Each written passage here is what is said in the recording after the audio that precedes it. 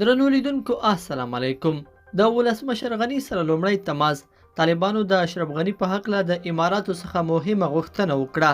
که څه هم چې پخوانی ولسمشر محمد اشرف غني کابل په آرام ډول طالبانو ته ورپرېښوده او په خپله متحده عربي اماراتو ته ولاړ، خو داسې ښکاري چې هغه په اماراتو کې هم اوس د یوې ستونزې سره د مخ کېدو په حال کې دی. په دې هکله داسې خبرونه را رسېدلي دي چې د اندېښنې وړ دي. وروسته له هغه چې طالبانو کابل ته راورسېدل، د افغانستان پخواني ولسمشر اشرف غني کابل پرېښوده او عربي متحده اماراتو ته ولاړ.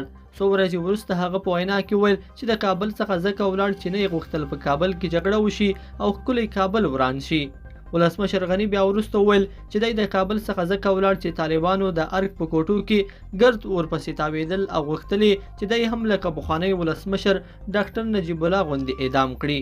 شنونکي وایي د اشرف غني دا څرګندونې یو بل سره نه نیسي او ښکاري داسې چې دروغ وایي، ځکه ولسمشر غني د یو لوري وایي چې که نه وای کابل کې به سخته جګړه شوې وای، یعنی دلته غني ادعا کوي چې په کابل کې جګړې توان لري خو د هیواد لپاره دا کار نه کوي.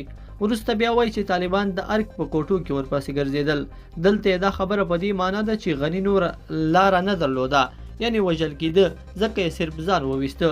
خو اوس تازه خبرونه وایي چې په عربي متحده اماراتو کې د دې هیواد د حکومت څخه د طالبانو د سیاسي دفتر غړي عباس ستانکزي غوښتنه کړې ده چې ولسمشر غني ته د اجازه نه ورکوي چې د افغانستان په ضد د اماراتو له خاورې سیاسي فعالیت وکړي.